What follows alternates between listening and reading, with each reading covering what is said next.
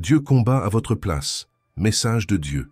Et si je vous disais que même si vous sentez vos forces s'épuiser, un combat fait rage pour vous, et n'êtes-vous pas celui qui est sur le champ de bataille? Peut-être êtes-vous arrivé jusqu'ici le cœur épuisé, sans l'énergie nécessaire pour franchir la prochaine étape, avec l'impression de mener un combat bien plus grand que vos forces ne peuvent le supporter.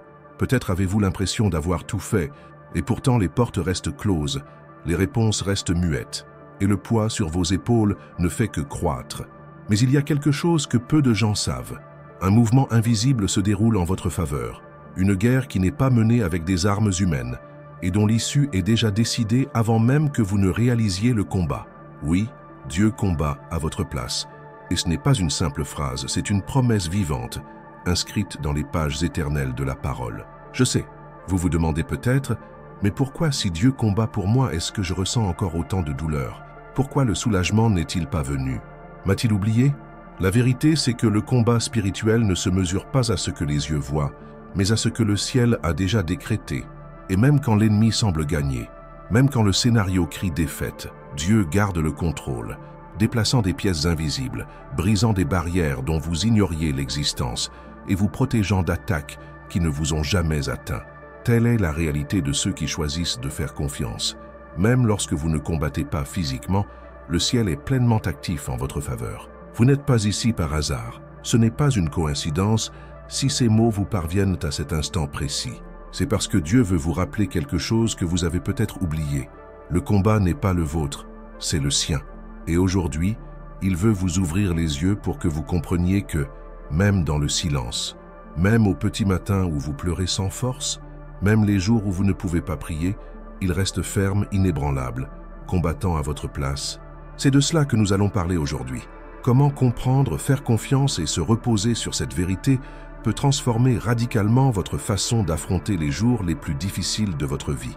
Alors, respirez profondément, ouvrez votre cœur et restez avec moi jusqu'à la fin, car ce que vous allez entendre pourrait bien être la réponse que vous attendiez.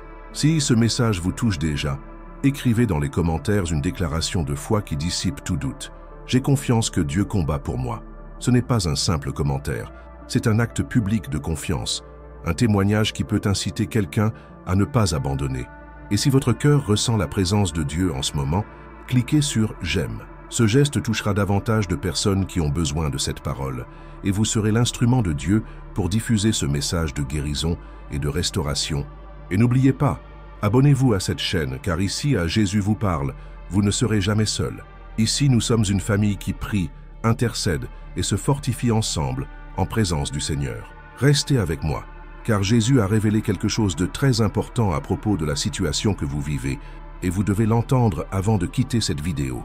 Respirez profondément, ouvrez votre cœur, car ce qui vient ensuite peut transformer votre vision de votre combat et votre confiance dans la bataille que Dieu est déjà en train de gagner pour vous. Imaginez-vous au moment le plus aride de votre vie. Ce n'est pas seulement un lieu physique, mais un territoire de l'âme, où chaque pas semble peser des tonnes et où chaque respiration exige un effort dont vous ignorez la capacité. C'est comme si toutes vos forces avaient été épuisées, ne laissant qu'un vide silencieux. Nombreux sont ceux qui atteignent cet endroit, un gouffre profond, où même la prière semble impossible. Élie, un homme qui avait vu de grands miracles, affronté des rois et vaincu de faux prophètes devant une multitude, arriva également. Après des victoires qui semblaient inébranlables, il s'enfuit. Son cœur était brisé par la peur et l'épuisement. Il se cacha sous un genévrier dans le désert et demanda à Dieu de lui ôter la vie. Il n'avait plus de courage, plus de force, plus d'espoir. Cette scène est puissante, car elle révèle quelque chose que beaucoup ignorent. Même les plus forts, même ceux qui semblent inébranlables, peuvent atteindre leurs limites. Peut-être êtes-vous comme ça en ce moment, trop fatigué pour lutter. Peut-être que chaque jour est un fardeau et que vous vous sentez étouffé par des combats qui semblent sans fin. Votre combat n'est pas seulement physique, il est spirituel, émotionnel et mental. Et au cœur de tout cela, une question surgit, résonnant comme un cri. Dieu combat-il vraiment pour moi? Élie se posa lui aussi cette question. Il s'allongea et s'endormit, tentant d'échapper à la réalité. Et c'est là, au comble de son désespoir, que Dieu s'approcha. Mais il ne vint pas avec un tonnerre ni une voix tonitruante. Il vint doucement. Un ange le toucha et lui dit « Lève-toi et mange, car le chemin est trop long pour toi. » 1 Roi 19, 7. Il n'y eut ni reproche ni pression. Dieu ne lui dit pas « Tu dois avoir plus de foi ou arrête de te sentir ainsi ». Il s'occupa de l'essentiel. Il nourrit Élie et lui accorda du repos. C'est ainsi que Dieu combat pour vous lorsque vos forces s'épuisent. Il commence par l'essentiel, restaurant ce qui est brisé en vous. Pendant votre repos, il déplace des fragments dans l'invisible. Il écarte les dangers, ouvre des chemins que vous ne voyez pas encore et prépare l'étape suivante. Vous pourriez penser que s'arrêter est un signe de faiblesse, mais c'est précisément dans ce repos qu'il vous montre que le combat ne dépend pas de vous, mais de lui. Combien de fois avez-vous continué à respirer alors que tout vous disait que vous n'en étiez pas capable? Combien de fois avez-vous pensé que vous ne survivriez pas à la nuit, mais vous y êtes finalement parvenu? Ce n'est pas de la chance, c'est de l'attention. C'est la preuve silencieuse que Dieu est à l'œuvre, même quand vous ne pouvez pas bouger. Il se bat pour vous, soutenant votre cœur pour qu'il ne s'effondre pas. Et il y a un détail important que peu de gens réalisent. L'ennemi veut vous faire croire qu'être fatigué est synonyme d'échec. Il veut vous faire croire que, parce que vous ne pouvez pas combattre, Dieu s'est éloigné. Or, c'est tout le contraire. C'est lorsque vous êtes à bout de force qu'il est le plus proche. La présence de Dieu ne se manifeste pas seulement dans les victoires et les célébrations, mais aussi dans le silence de votre douleur. Et dans ce silence, il repousse des attaques dont vous ignorez l'existence. Il prépare des portes que vous ne voyez pas encore.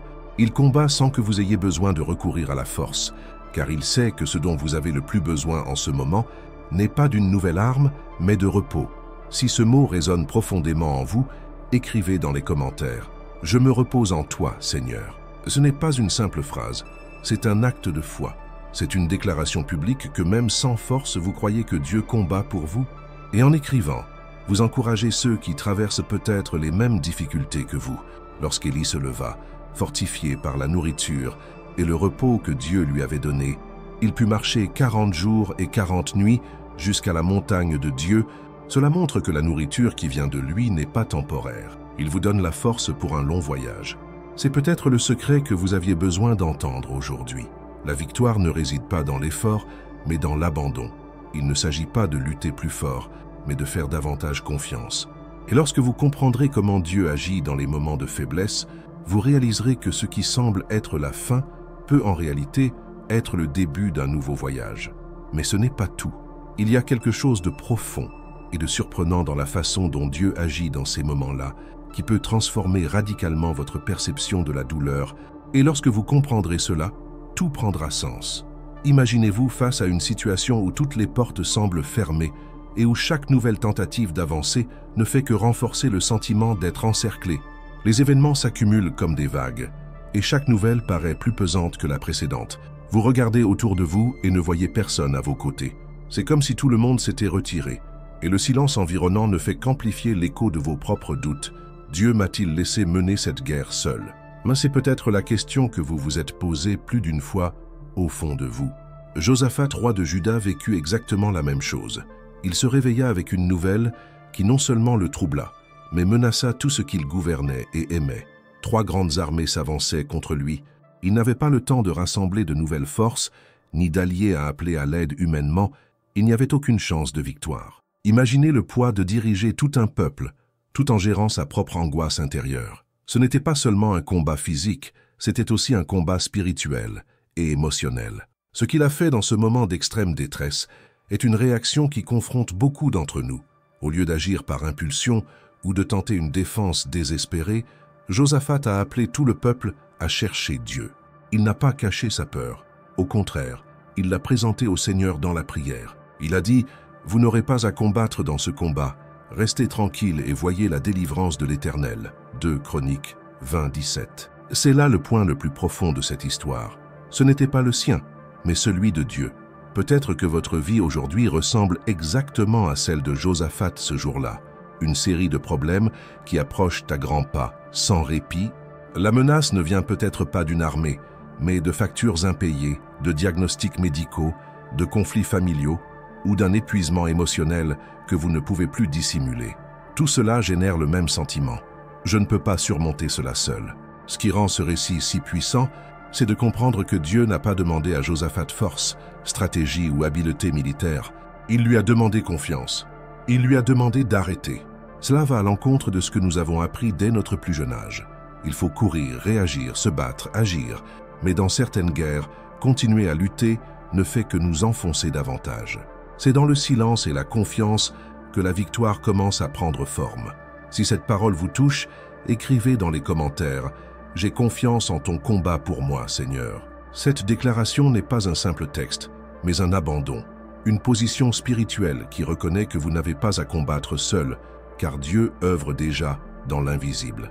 Il est fascinant de penser que, tandis que Josaphat et son peuple adoraient et faisaient confiance, Dieu agissait sur le champ de bataille. Il sema la confusion chez les ennemis, les poussant à s'entretuer. Arrivés sur le champ de bataille, ils n'eurent pas besoin de brandir l'épée.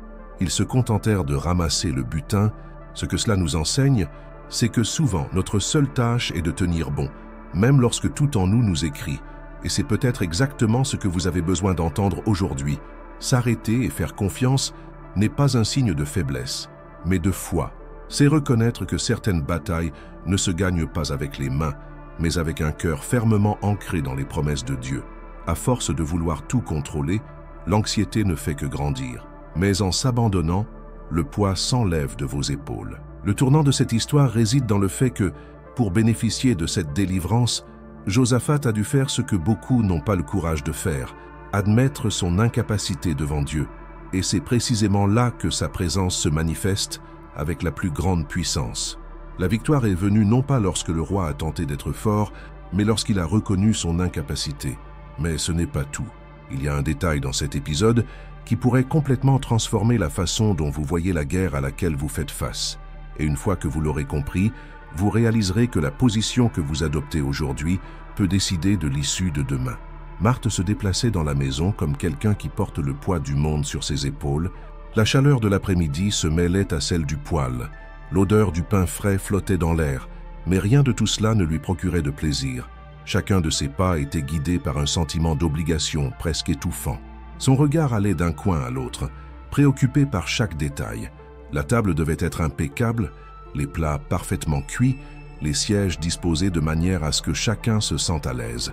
Elle ne se contentait pas de préparer le dîner, elle essayait de se prouver quelque chose à elle-même et peut-être à Jésus lui-même. Tandis que ses mains travaillaient, l'esprit de Marthe semblait tourner à toute vitesse, rempli de pensées incontrôlables. Aura-t-il le temps? Sera-t-il suffisant? Remarquera-t-il mes efforts? En arrière-plan résonnait une scène qu'elle essayait inconsciemment d'ignorer. Sa sœur Marie, assise, parfaitement immobile, aux pieds de Jésus, écoutant attentivement chaque parole qui sortait de la bouche du Maître. L'irritation grandit lentement. Ce n'était pas seulement la lourde charge de travail, c'était le sentiment d'être seule face à cette responsabilité. Jusqu'à ce qu'elle n'en puisse plus, et d'un ton mêlant frustration et épuisement, elle demande à Jésus d'envoyer Marie à son secours. C'est alors que le silence sembla se briser, et les paroles de Jésus frappèrent Marthe, non pas comme une réprimande sévère, mais comme une vérité inéluctable et pleine d'amour. « Marthe, Marthe, tu t'inquiètes et tu t'agites pour beaucoup de choses, et pourtant il te faut peu de choses. » Luc 10, 41. Cette histoire, rapportée dans l'évangile de Luc, illustre parfaitement ce que beaucoup d'entre nous vivent aujourd'hui. Combien de fois vous êtes-vous retrouvés à courir partout, mentalement et physiquement, essayant de tout gérer, alors qu'en vous résonne une petite voix presque imperceptible qui vous dit que peut-être les choses pourraient être différentes. Nous croyons souvent que si nous ne faisons pas de notre mieux, si nous ne maîtrisons pas parfaitement la situation, quelque chose ira mal. Mais le problème, c'est qu'en nous précipitant, nous manquons l'occasion d'entendre Jésus parler à notre cœur. L'anxiété agit comme une lentille déformante. Elle prend la réalité et l'exagère, amplifie les dangers, invente des problèmes et vous fait croire que vous êtes seul. C'est comme vivre sur un champ de bataille invisible, où les ennemis ne sont pas des armées en armes, mais des pensées et des inquiétudes incessantes qui épuisent votre énergie et minent votre foi. Et dans cet état, il est difficile de voir que, souvent, Dieu est déjà à l'œuvre, même si nos yeux ne le voient pas. Marthe n'avait pas tort de vouloir bien servir Jésus. Son erreur a été de laisser l'inquiétude prendre le dessus sur l'instant présent. Il est possible que, comme elle, vous vous efforciez tellement de tout faire correctement que vous en oubliez simplement d'être avec lui. Et le plus puissant dans cette histoire, c'est que Jésus ne méprise pas le travail, mais révèle qu'il y a quelque chose de plus important, la connexion avec sa voix, l'intimité avec sa présence. Peut-être passez-vous des nuits blanches, incapable de dormir parce que votre esprit est trop occupé à calculer les risques, à se souvenir de vos erreurs et à essayer de prédire l'avenir. Peut-être avez-vous des moments où votre cœur s'emballe sans raison apparente, comme si une menace invisible vous guettait, ou peut-être essayez-vous de garder le contrôle de chaque aspect de votre vie, craignant que le moindre faux pas ne fasse tout s'écrouler. Ce que Jésus dit à Marthe, il vous le dit aussi. Il y a quelque chose de plus urgent que votre liste de choses à faire, de plus essentiel que de résoudre tous les problèmes. Il existe un repos qui ne vient pas des vacances, un soulagement qui ne vient pas lorsque toutes les tâches en suspens sont terminées, mais qui n'arrive que lorsque vous vous asseyez pour l'écouter. Quand votre priorité est d'être à ses pieds, le repos se met en place de manière surnaturelle. Si ce mot vous a profondément touché, écrivez dans les commentaires « Je choisis d'écouter ta voix, Seigneur ». Et s'il vous a touché, aimez-le et partagez-le avec quelqu'un qui souffre d'anxiété. Votre geste pourrait être la réponse de Dieu à quelqu'un qui se sent au bout du rouleau aujourd'hui. Et c'est à ce moment-là que l'histoire devient encore plus transformatrice. Remarquez que Jésus non seulement identifie l'anxiété de Marthe, mais propose aussi l'antidote, se concentrer sur l'essentiel. C'est comme s'il disait qu'en nous souciant du temporaire, nous risquons de perdre l'éternel. C'est une vérité difficile à entendre, car elle nous oblige à admettre qu'une grande partie de nos efforts provient davantage de la peur de l'échec que d'un désir sincère d'obéir à Dieu. Lorsque l'anxiété prend le dessus, elle crée l'illusion que la solution dépend entièrement de nous, mais la foi nous rappelle qu'il existe un Dieu qui combat même les guerres invisibles de notre esprit. Il ne se contente pas d'apaiser les tempêtes extérieures, il apaise les tempêtes intérieures, et la paix qu'il donne n'est pas fragile. Elle ne dépend pas des circonstances. Elle ne s'efface pas face aux mauvaises nouvelles. C'est la paix qui surpasse toute intelligence, gardant votre cœur et votre esprit en Jésus-Christ. Philippiens 4:7. Ce qui manque peut-être à votre victoire, ce n'est pas plus d'efforts, mais plus d'abandon. Ne soyez pas seulement Marthe qui court, soyez Marie qui reste. Il ne s'agit pas de s'arrêter, mais d'agir avec confiance. Car lorsque vous placez votre esprit aux pieds de Jésus, il le garde, le protège et le fortifie. Mais ce n'est pas tout. Il y a un détail dans cette histoire que beaucoup négligent, et quand vous le comprendrez, vous réaliserez que la clé pour surmonter l'anxiété et voir la victoire était juste devant vous depuis le début. Job était assis au milieu des cendres, le corps couvert de blessures, le cœur lourd d'un chagrin qui semblait sans fin. Le vent du désert charriait une poussière qui se mêlait aux larmes sur son visage. Il n'avait pas seulement perdu sa fortune et sa santé, il avait perdu ses enfants, son sentiment de sécurité et, apparemment, même sa place devant Dieu. Tout ce qu'il avait connu avec certitude s'était effondré sous ses yeux. Les voix autour de lui ne lui étaient d'aucun secours. Des amis qui, au lieu de le réconforter, insinuaient qu'il avait dû faire quelque chose pour mériter une telle souffrance. Sa propre femme, accablée de chagrin, lui enjoignit d'abandonner son intégrité et de maudire Dieu lui-même. La solitude de Job était si épaisse qu'elle semblait l'étouffer. Il était entré dans une tempête de deuil où nul ne savait s'il reverrait un jour la lumière. Si vous avez déjà vécu une période où tout s'est effondré d'un coup, santé, famille, finances, relations, vous savez que cette douleur n'est pas seulement physique ou matérielle, c'est une douleur qui blesse l'âme. La peur constante que rien ne s'améliore, le sentiment d'impuissance face à ce qui a été perdu et l'angoisse de se demander si Dieu est toujours présent, tout cela crée un poids presque insupportable. Beaucoup disent que le temps guérit, mais lorsque les blessures sont si profondes, le temps seul ne suffit pas.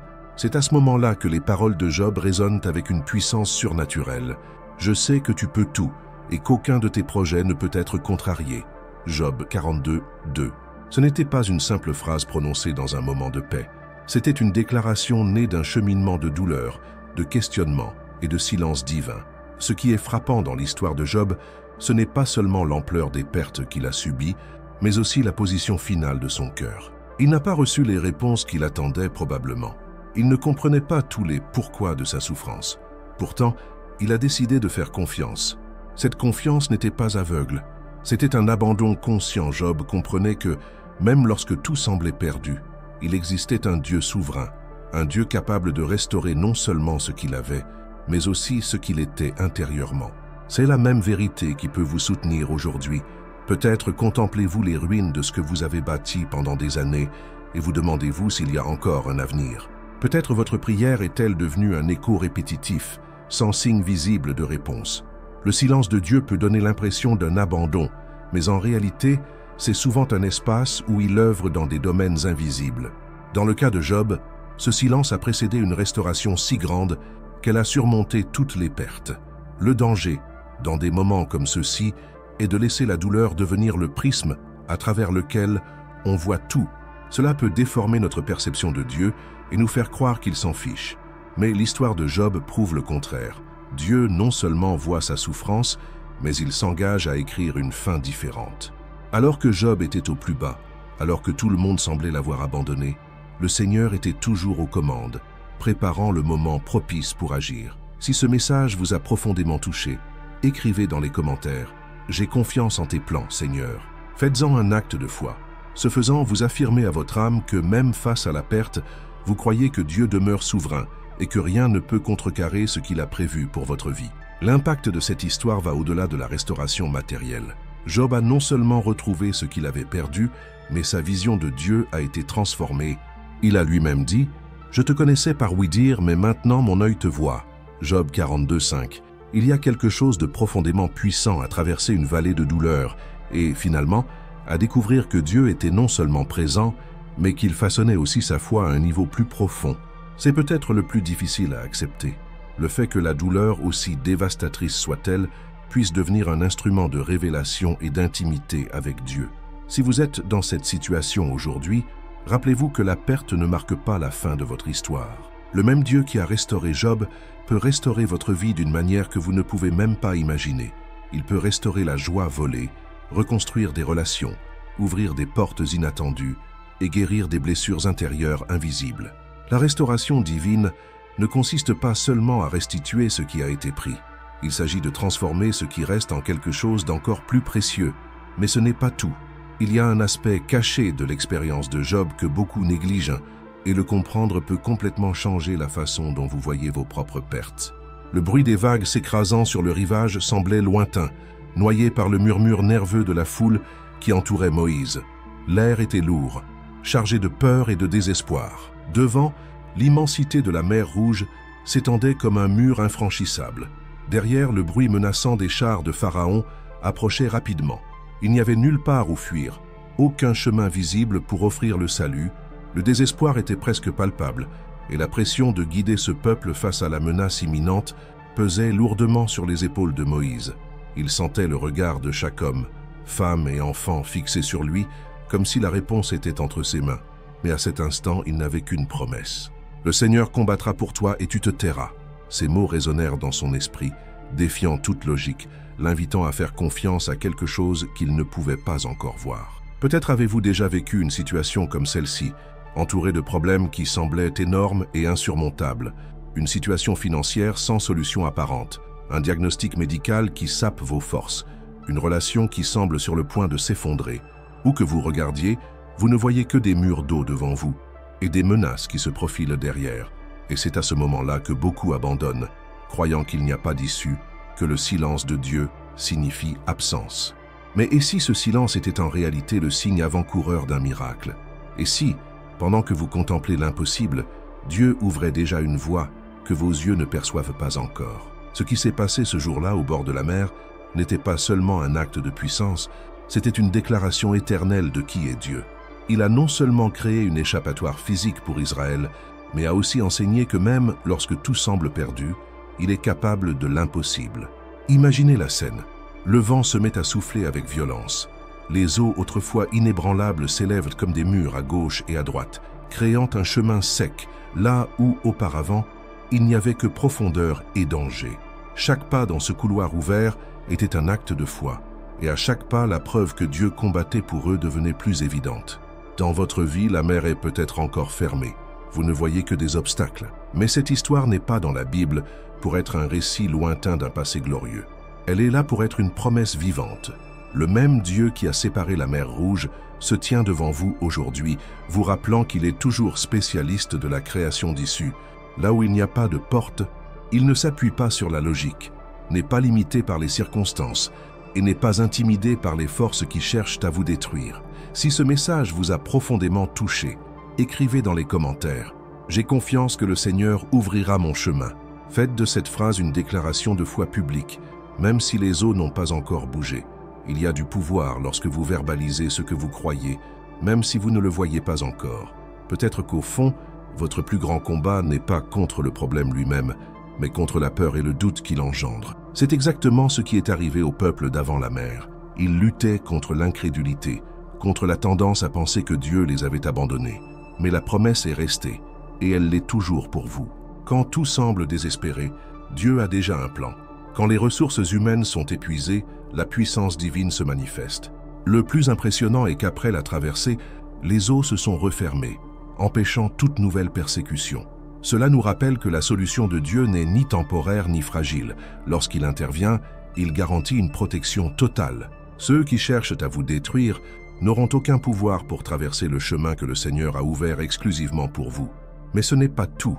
Il y a un détail dans ce passage qui est souvent négligé, et le comprendre peut changer la façon dont vous affrontez les moments où il semble n'y avoir aucune issue. Gédéon était caché, battant le blé au pressoir pour que les Madianites ne le trouvent pas. La situation était marquée par l'insécurité et la pénurie. Israël avait vécu 7 ans sous une lourde oppression. Chaque fois que le peuple semait, les ennemis affluaient, détruisant tout, emportant bétail et nourriture, et laissant le pays dévasté. Il n'y avait plus d'espoir, plus aucune volonté de se battre. Les familles se cachèrent dans des grottes et des forteresses de fortune, essayant de préserver le peu qui restait. Gédéon n'était pas différent. Il était là, caché, essayant simplement de nourrir sa maison. Il ne se voyait pas comme un guerrier, n'avait pas l'intention d'affronter des armées, voulait juste survivre un jour de plus. Dans ce contexte, l'ange du Seigneur apparut et dit quelque chose qui semblait totalement irréaliste. « Le Seigneur est avec toi, vaillant homme. » Gédéon, surpris et confus, répondit, avec le poids de longues années de frustration, « Si le Seigneur est avec nous, pourquoi tout cela nous est-il arrivé? Où sont tous les prodiges que nos pères nous ont racontés ?» Cette même question résonne dans le cœur de beaucoup aujourd'hui. Lorsque les pressions de la vie deviennent insupportables, lorsque les pertes s'accumulent, il semble impossible de concilier la présence de Dieu avec la souffrance à laquelle nous sommes confrontés. Gédéon ne doutait pas simplement par peur, mais parce que les faits semblaient contredire la promesse. La réponse de Dieu fut directe et transformatrice. « Va avec cette force que tu as, et tu sauveras Israël. Ne t'ai-je pas envoyé ?» Juge 6,14. Il n'y eut aucun discours de motivation, aucune promesse de sécurité absolue avant la mission. Dieu n'attendit pas que Gédéon se sente prêt à l'appeler. Il ne demanda pas que la peur disparaisse avant d'obéir. L'appel survint au moment le plus inattendu, précisément pour prouver que la force ne viendrait pas de lui, mais de la présence de Dieu. Cela signifie que lorsque Dieu envoie, il assume lui-même la responsabilité du résultat. Gédéon continua à demander des signes. Il voulait être sûr de ne pas se tromper, et Dieu confirma patiemment chaque requête. D'abord par le feu qui consuma l'offrande sur le rocher, puis par la rosée sur la toison, et encore par la toison sèche et la terre humide. Chaque signe n'était pas destiné à prouver la puissance de Dieu, mais à fortifier le cœur incertain de Gédéon. Cela montre combien Dieu comprend nos faiblesses. Il ne méprise pas la prière sincère de ceux qui demandent confirmation avant de prendre une décision. Le cœur fortifié, Gédéon rassembla une armée, mais Dieu fit une chose surprenante. Il réduisit les troupes de 32 000 hommes à seulement 300 humainement. Cela semblait suicidaire, mais spirituellement, c'était le scénario parfait pour montrer clairement que la victoire ne viendrait pas de la force humaine. Ainsi, au milieu de la nuit, armé de torches, de cruches et de trompettes, Israël vainquit une armée qui semblait invincible. La victoire ne résulta pas de l'habileté au combat, mais de l'obéissance à un commandement divin. Cette histoire est un rappel pour tous ceux qui sont paralysés par la peur aujourd'hui. Peut-être vous voyez-vous comme Gédéon, essayant de survivre et vous cachant des combats que vous vous sentez incapable d'affronter. Mais Dieu n'est pas limité par votre perception de vous-même. Lorsqu'il appelle, c'est parce qu'il connaît déjà l'issue. Le courage qu'il demande n'est pas l'absence de peur, mais la volonté d'obéir malgré elle. Si cette parole vous a interpellé, écrivez dans les commentaires « J'irai avec la force que le Seigneur me donne ». Déclarez cela comme un acte public de confiance, reconnaissant que Dieu vous précède et combat pour vous. La peur peut tenter de définir vos actions, mais la voix de Dieu redéfinit votre identité.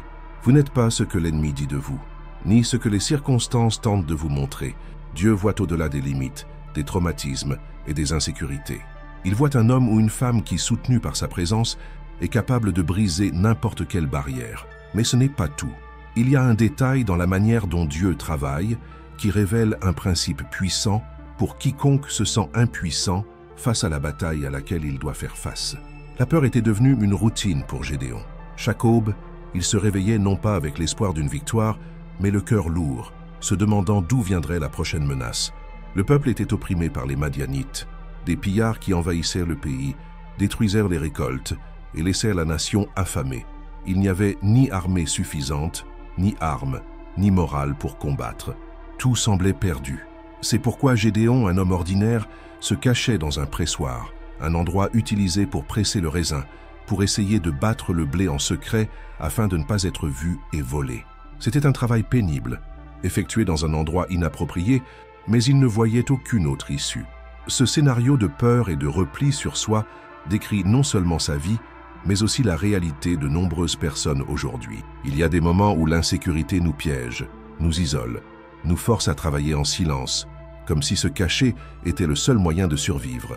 Et c'est dans ce contexte que Dieu décida d'agir.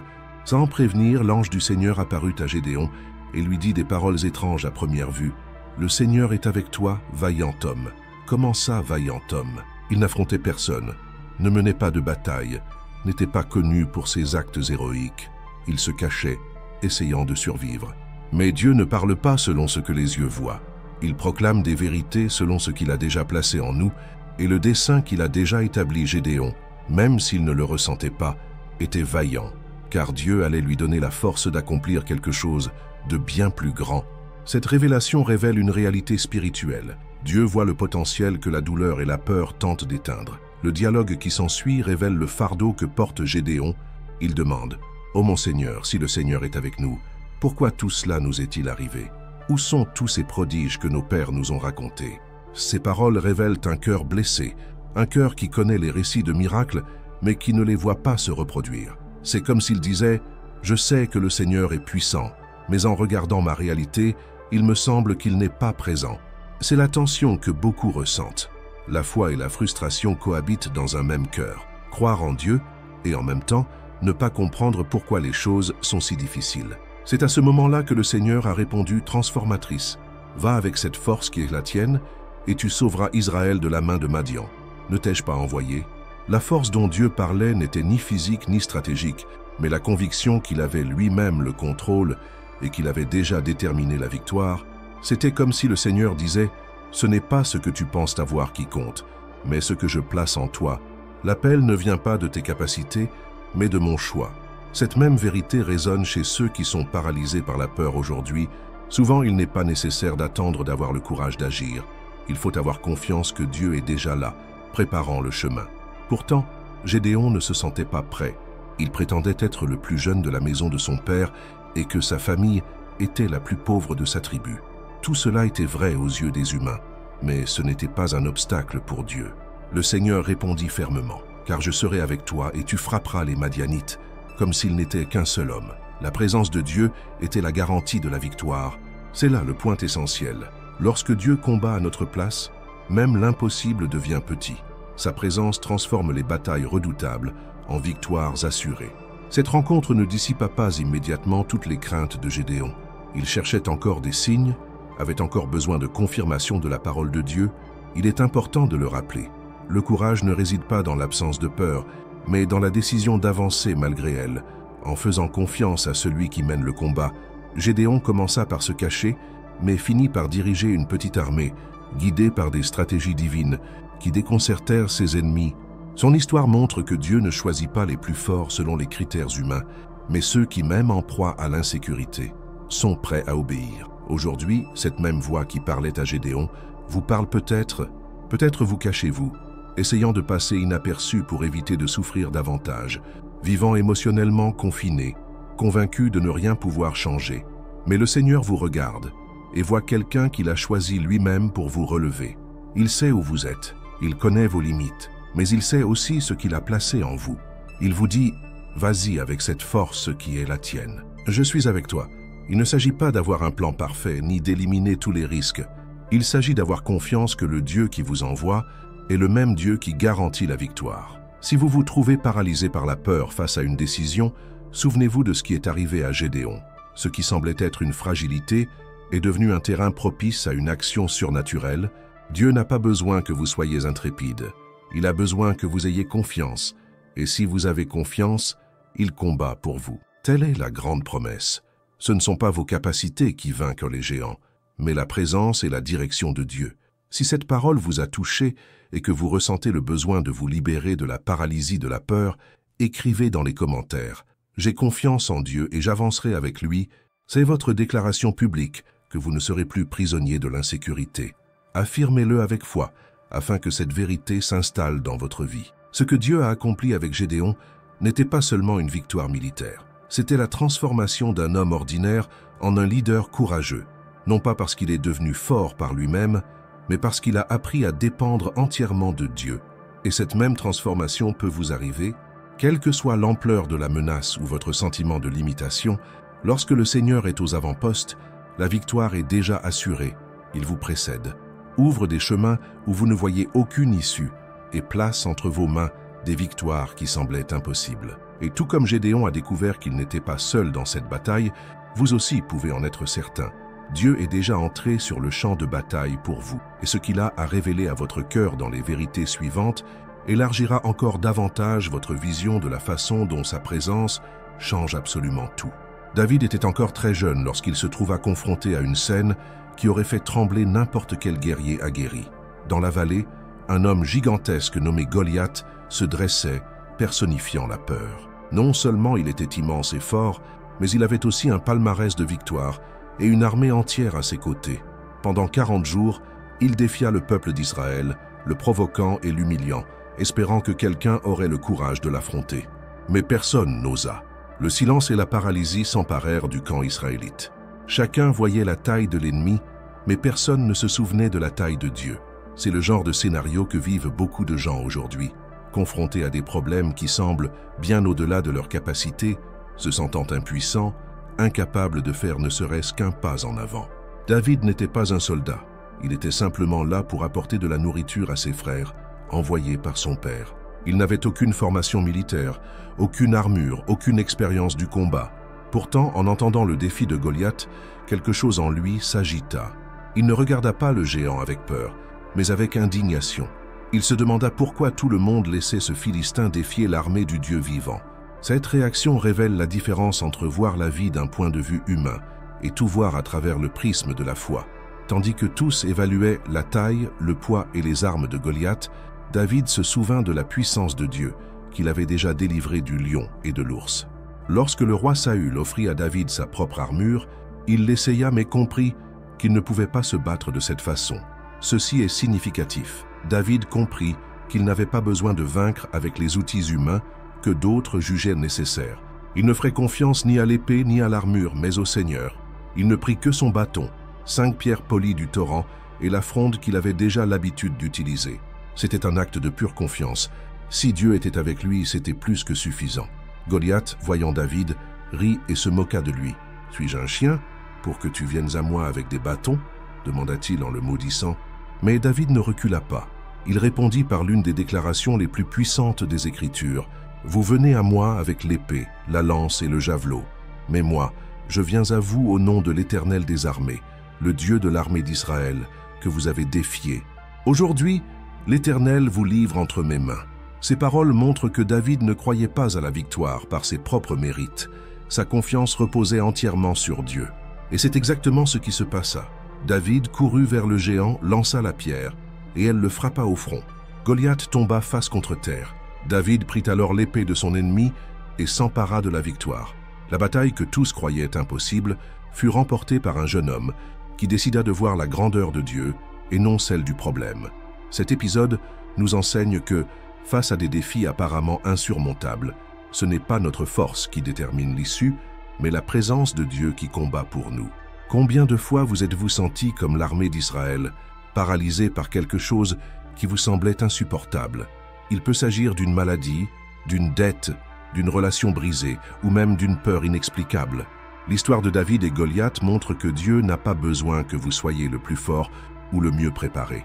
Il a seulement besoin de votre volonté de faire confiance et d'aller de l'avant.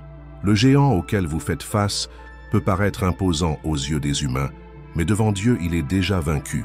Si ce message vous a touché et que vous reconnaissez la nécessité d'affronter votre Goliath avec foi, écrivez dans les commentaires « J'affronte mes géants au nom de Jésus ». Déclarez-le avec assurance, en signe de confiance. Et si ce message a touché votre vie, aimez-le et partagez-le afin que d'autres puissent également être fortifiés par cette vérité. David n'a pas gagné grâce à une arme puissante, mais grâce à sa foi inébranlable en Dieu qui combat pour son peuple. C'est la même foi que vous pouvez choisir d'avoir aujourd'hui. Et lorsque vous décidez d'aller de l'avant, même avec des ressources simples et limitées, vous découvrirez que Dieu a déjà préparé la victoire. L'avenir peut être difficile, mais il existe des vérités encore plus profondes sur la manière dont Dieu agit dans les moments les plus difficiles, qui renforceront encore votre confiance en lui. Dans ce jardin silencieux, entouré d'oliviers centenaires, Jésus ressentit le poids d'une chose qu'aucun être humain n'avait jamais portée. Il faisait nuit.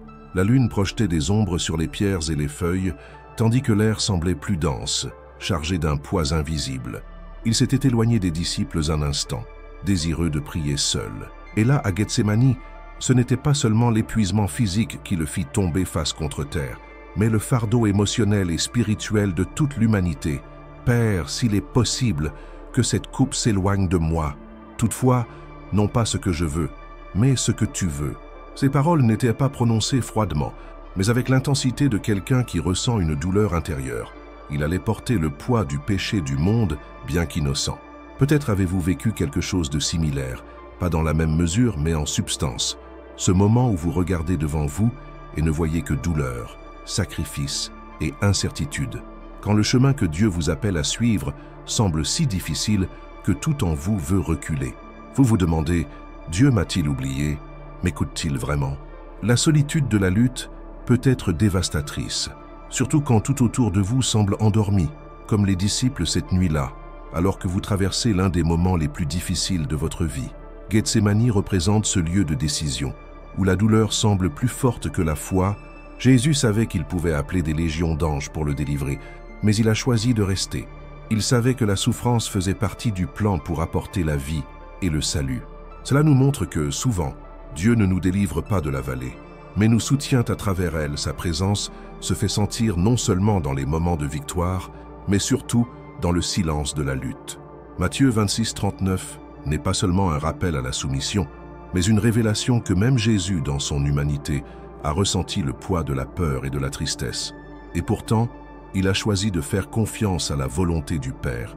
C'est une réponse directe à ceux qui pensent que l'angoisse est synonyme de manque de foi. La vraie foi n'ignore pas la douleur. Elle décide de persévérer, même lorsque tout crie à l'abandon. Aujourd'hui, vous êtes peut-être à Gethsémani. Les gens ne voient peut-être pas vos larmes, ni le poids que vous portez. Mais Dieu voit, il n'est pas distant, observant de loin. Il est si proche qu'il entend même les mots que vous ne pouvez prononcer. Votre combat est peut-être silencieux, mais le ciel tout entier est attentif à ce que vous vivez. Le choix de Jésus cette nuit-là a changé l'histoire de l'humanité. Et votre choix de faire confiance, même dans la douleur, peut aussi changer votre histoire. La réponse ne viendra peut-être pas comme vous le souhaitez, ni au moment prévu, mais chaque instant d'abandon ouvre la voie à la manifestation de la gloire de Dieu dans votre vie. Si cette parole vous a touché et que vous ressentez le besoin de remettre votre combat entre les mains de Dieu, écrivez dans les commentaires « J'ai confiance en la volonté du Père ». Cette déclaration n'est pas seulement pour un instant, mais un acte public de foi. Une graine plantée pour des jours de victoire. Gethsémani nous rappelle que même dans les moments les plus sombres, quand le ciel semble silencieux, Dieu est à l'œuvre. Et tout comme la croix n'a pas été la fin pour Jésus, la douleur que vous traversez ne le sera pas non plus pour vous. Il se passe quelque chose de bien plus profond en coulisses spirituelles. Et le moment venu, vous comprendrez que chaque larme faisait partie d'un plan parfait. Ce qui vient ensuite pourrait révéler une nouvelle dimension de la fidélité de Dieu que vous n'aviez jamais connu auparavant. Moïse était confronté à un appel qui semblait trop grand pour lui. Le décor était le désert, un lieu de silence, mais aussi de révélation. Un feu brûlait dans un buisson, mais ne le consumait pas.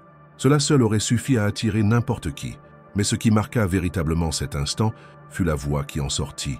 L'appelant par son nom, Dieu avait une mission, libérer le peuple d'Égypte. Cependant, la réaction de Moïse ne fut pas celle d'un courage immédiat, mais d'une profonde insécurité. Il s'examina et vit ses limites. « Seigneur, je n'ai jamais été éloquent ni alors ni maintenant, « Je ne peux pas bien parler » Exode 4:10. Ce n'était pas seulement un défaut d'élocution, c'était le reflet de ce que beaucoup ressentent face à une grande difficulté, la conviction de leur incapacité. Peut-être avez-vous déjà ressenti cela.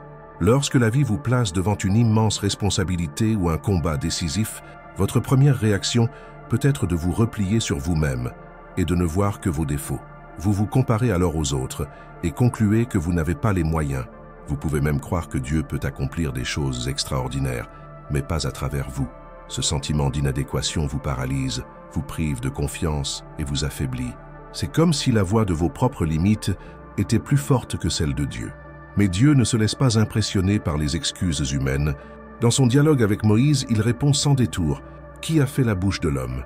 Qui l'a rendu muet ou sourd, voyant ou aveugle? N'est-ce pas moi l'Éternel? Va maintenant, je serai avec toi pour t'enseigner ce que tu devras dire. Exode 4:11-12.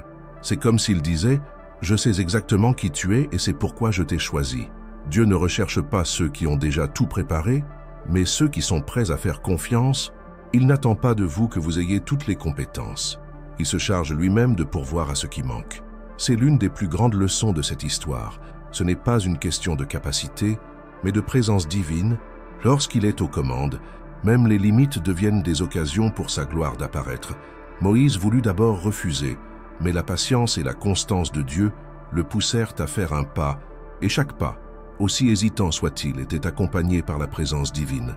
Finalement, celui qui prétendait être incapable fut utilisé pour affronter Pharaon, fendre la mer et diriger une nation entière. En vérité, vous ne vous sentirez souvent pas prêt et cela fait partie du plan.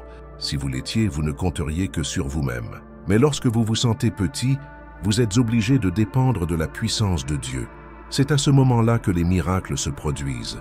C'est dans l'espace de votre faiblesse que la force du Seigneur se manifeste. Si ce message vous a interpellé et que vous souhaitez affirmer votre confiance en la puissance de Dieu qui dépasse vos limites, écrivez dans les commentaires « Dieu est ma force ». Votre déclaration pourrait inspirer d'autres personnes, elles aussi freinées par l'insécurité, à faire le premier pas. Ce qui me frappe dans cette histoire, c'est que Dieu n'a pas changé Moïse avant de l'envoyer, il a été transformé en chemin par l'obéissance. Cela nous montre que nous n'avons pas besoin d'attendre d'être prêts à obéir. Il suffit d'être disposé. Il se produit quelque chose de puissant quand on dit « oui », même sans comprendre comment tout cela va se dérouler. Et c'est peut-être exactement là où vous en êtes aujourd'hui, face à quelque chose qui semble impossible. Mais rappelez-vous, Dieu ne se trompe jamais lorsqu'il choisit. S'il vous a appelé, c'est parce qu'il a déjà préparé tout ce dont vous avez besoin. Et lorsque votre esprit commence à vous crier que vous n'y arriverez pas, rappelez-vous que le même Dieu qui a créé la bouche de Moïse est le Dieu qui vous soutient aujourd'hui. Et ce qu'il vous réserve pourrait être bien plus grand que vous ne l'imaginez. Ce qui vient ensuite vous montrera que l'ampleur de vos limites ne sera jamais supérieure à l'ampleur de sa présence. Néhémie était confronté à un scénario bien connu de beaucoup. La destruction de Jérusalem, la ville bien-aimée, était en ruine. Ses murs s'effondraient, ses portes incendiées. Ce n'était pas seulement un problème physique, c'était un symbole de honte, de vulnérabilité et d'abandon. Lorsqu'il apprit la nouvelle, son cœur se brisa. Il s'assit, pleura, jeûna et pria. Il ne se précipita pas dans des projets humains, mais chercha Dieu avant d'agir. Peut-être que vous aussi, en regardant votre vie, vous vous sentez comme Néhémie. Tout semble brisé, exposé, fragile. Les murs qui devraient protéger vos émotions, vos relations ou votre foi sont à terre, et le moindre vent fort semble capable d'abattre ce qui reste debout. Néhémie ne disposait pas de ressources abondantes, d'une armée ni d'un poste de direction sur Israël à cette époque. Il était échanson du roi de Perse. Humainement, il n'avait aucun pouvoir pour reconstruire quoi que ce soit, mais il avait quelque chose qui change les destins, une confiance inébranlable dans la capacité du Dieu du ciel à agir. C'est pourquoi il déclara avec foi « Le Dieu du ciel nous donnera le succès ». Néhémie 2:20. Cette phrase n'est pas seulement un verset ancien, c'est un cri de conviction qui peut résonner dans votre cœur aujourd'hui, quelle que soit la profondeur des ruines. Si Dieu est impliqué dans le projet, la restauration est assurée. La douleur de voir quelque chose s'effondrer est plus que physique. Elle touche l'âme. C'est la peur que plus rien ne soit comme avant, la honte que les autres voient votre échec, l'insécurité qui vous demande « Y a-t-il encore de l'espoir pour moi ?» Combien de fois avez-vous essayé de reconstruire et vous êtes-vous senti plus fatigué qu'avant? Combien de fois avez-vous entrepris quelque chose en croyant que cette fois-ci serait différente pour finalement être submergé par le découragement? C'est là où Néhémie était et où beaucoup sont aujourd'hui. Mais la différence ne résidait pas dans l'absence de problème, mais dans la certitude que celui qui dirige l'œuvre est plus grand que tout obstacle. Ce qui est incroyable, c'est que Néhémie ne s'est pas contenté de prier. Il a agi, il s'est levé, a demandé la permission au roi, a organisé les ouvriers, et même face aux moqueries et aux adversaires, il est resté ferme. Voici une clé que Dieu veut partager avec vous. La reconstruction qu'il promeut n'est pas un acte instantané. C'est un processus qui exige persévérance, endurance et surtout une dépendance totale envers lui. Cela signifie que même si l'œuvre semble lente, son auteur est fidèle pour la mener à bien. Vous avez peut-être raison. Vous vous sentez assailli par les critiques, le doute ou les attaques spirituelles. Les ennemis de Néhémie ont tenté de l'intimider, de le décourager, voire de le distraire de son œuvre. Mais il a répondu fermement. « Je suis engagé dans une grande œuvre et je ne peux m'arrêter. » Cette phrase devrait rester gravée dans votre cœur. Vous êtes engagé dans une grande œuvre, l'œuvre de Dieu dans votre vie, et vous ne pouvez vous arrêter même si les vents contraires sont forts. Si cette parole vous parle et que vous souhaitez affirmer votre détermination à poursuivre la reconstruction commencée par Dieu, écrivez dans les commentaires « Je n'arrêterai pas l'œuvre que Dieu a commencée en moi ». Votre déclaration de foi pourrait être exactement ce dont quelqu'un d'autre a besoin pour ne pas abandonner. Ce qui me frappe le plus dans cette histoire, c'est que Néhémie et le peuple ont reconstruit les murailles en seulement 52 jours. Ce qui semblait impossible et avait été détruit pendant des décennies a été restauré en un temps record grâce à Dieu. Cela montre que lorsqu'il décide d'agir, rien ne peut le retarder ou l'arrêter. Le temps perdu n'est rien comparé à sa puissance pour accélérer les processus et transformer les situations. Et voici quelque chose que vous n'avez peut-être jamais réalisé. Le but ultime de Néhémie n'était pas seulement de lever des pierres, mais de restaurer l'identité et la sécurité d'un peuple. Dieu ne veut pas seulement réparer ce qui est brisé dans votre vie, il veut restaurer votre identité, votre confiance, votre vision de l'avenir. Il veut que vous viviez à nouveau sans peur, avec l'assurance d'être protégé par les murs de sa présence. Ce qui vient ensuite est encore plus profond. Lorsque nous comprenons que Dieu est déjà aux commandes de la reconstruction, nous cessons de mesurer la force à l'aune des décombres et commençons à entrevoir le projet final. Et cela change tout, car nous cessons de voir les ruines et commençons à entrevoir la promesse. Paul savait ce que c'était que de mener un combat invisible. Il ne s'agissait pas d'ennemis extérieurs, de circonstances politiques ou de guerres territoriales, mais d'une chose intérieure. Il appelait cela une épine dans la chair. Nous ne savons pas exactement de quoi il s'agissait, et c'est peut-être intentionnel, afin que chacun puisse s'identifier à son propre combat intérieur. Mais nous savons que c'était quelque chose de constant, d'inconfortable et d'affaiblissant. À 3 reprises, il a demandé au Seigneur de le délivrer de cette situation, et à 3 reprises, la réponse a été la même. « Ma grâce te suffit, car ma puissance s'accomplit dans la faiblesse. » 2 Corinthiens 12, 9. C'est là que beaucoup trébuchent, car ils s'attendent à ce que Dieu les libère immédiatement, mais lui, dans sa sagesse, choisit parfois de fortifier les épaules avant de les soulager. Peut-être que votre combat d'aujourd'hui n'est visible pour personne. Vous souriez peut-être en public, mais intérieurement, vous luttez contre l'anxiété, l'insécurité, des souvenirs douloureux ou des pensées qui s'obstinent à saboter votre paix. C'est une guerre silencieuse qui épuise l'âme et vous laisse souvent seul sur le champ de bataille. Mais ce que Paul a appris et ce que Dieu veut vous enseigner, c'est qu'il n'y a pas de solitude en sa présence. La grâce n'est pas un concept théorique. C'est la véritable force qui vous soutient lorsque tout en vous tend à abandonner. Comprenez que Dieu n'a pas dit à Paul « j'ôterai l'épine ». Il a dit « ma puissance se manifestera là même dans ta faiblesse ». Cela est contraire à la mentalité humaine. Nous avons l'habitude d'associer la puissance à l'absence de faiblesse. Mais pour Dieu, la véritable puissance se révèle lorsque la fragilité humaine devient une scène pour sa gloire. Cela signifie que vous n'avez pas besoin d'attendre la victoire finale pour ressentir la présence de Dieu et agir. Il est à l'œuvre alors même que vous ressentez encore de la douleur. Souvent, nous désirons des solutions rapides, une guérison instantanée, une délivrance immédiate. Mais qu'en est-il si l'œuvre de Dieu était bien plus grande que la simple résolution de votre problème? Et s'il vous façonnait pour que vous connaissiez une dimension de lui qui ne se révèle qu'au cœur des épreuves? Paul n'est pas sorti affaibli de cette expérience. Il en est ressorti avec une révélation qui a complètement changé sa perspective. Il a compris qu'il pouvait se glorifier de ses faiblesses, car elles recelaient l'opportunité d'expérimenter la plénitude de la puissance de Dieu. Ce message est un tournant pour ceux qui traversent des luttes intérieures. Lorsque vous commencez à voir votre faiblesse comme une opportunité pour la grâce d'agir, le poids se déplace. La lutte continue, mais le désespoir cède la place à la confiance. Vous réalisez que même si vous ne pouvez pas surmonter vos propres forces, vous ne perdez pas, car Dieu combat à vos côtés et vous soutient à chaque pas. Si cette parole a touché votre cœur et que vous reconnaissez que vous avez besoin de cette grâce pour gagner la guerre invisible à laquelle vous faites face, écrivez dans les commentaires « Ta grâce me soutient, Seigneur ». Cette déclaration de foi est plus que des mots. C'est un acte spirituel qui affirme que même faible, vous avez confiance en sa puissance. Il se produit quelque chose de puissant lorsque nous cessons de lutter contre la faiblesse et commençons à lutter pour demeurer dans la grâce. C'est alors que la paix, inexplicable pour les étrangers, commence à occuper l'espace autrefois rempli d'angoisse. Et comme Paul, vous pouvez sortir de ce combat intérieur non pas avec moins de foi, mais avec une foi plus profonde, plus mûre et plus inébranlable. Et cela ouvre la porte à quelque chose de surprenant. Lorsqu'on apprend à vivre soutenu par la grâce, même les combats qui autrefois nous terrifiaient perdent leur pouvoir de paralyser. On découvre que ce n'est pas l'absence de lutte qui nous apporte la paix, mais la certitude qu'au milieu d'elle, nous sommes soutenus par Dieu lui-même. Abraham savait ce que c'était que d'attendre quelque chose qui semblait impossible. Lorsque Dieu lui promit un fils, il était déjà avancé en âge, et Sarah, sa femme, était également incapable de concevoir. Le temps passait, et chaque jour semblait éloigner la promesse. Cette attente ne se résumait pas à des jours ou des mois, mais à des années qui, humainement parlant, pouvaient anéantir tout espoir.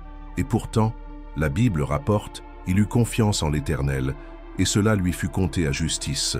Genèse 15, 6. La foi d'Abraham n'était pas soutenue par la logique, mais par une confiance inébranlable en la nature divine. Peut-être vivez-vous une période comme celle-ci, une attente douloureuse, qui met votre patience à l'épreuve, qui vous amène à vous demander si Dieu accomplira vraiment ce qu'il a dit. L'attente est difficile, car elle révèle notre vulnérabilité et révèle si nous faisons confiance à Dieu, ou seulement à ce que nous pouvons contrôler. Lorsque la promesse tarde à se réaliser, l'esprit commence à formuler des hypothèses. Ai-je mal compris? Dieu a-t-il changé d'avis? Suis-je indigne de recevoir?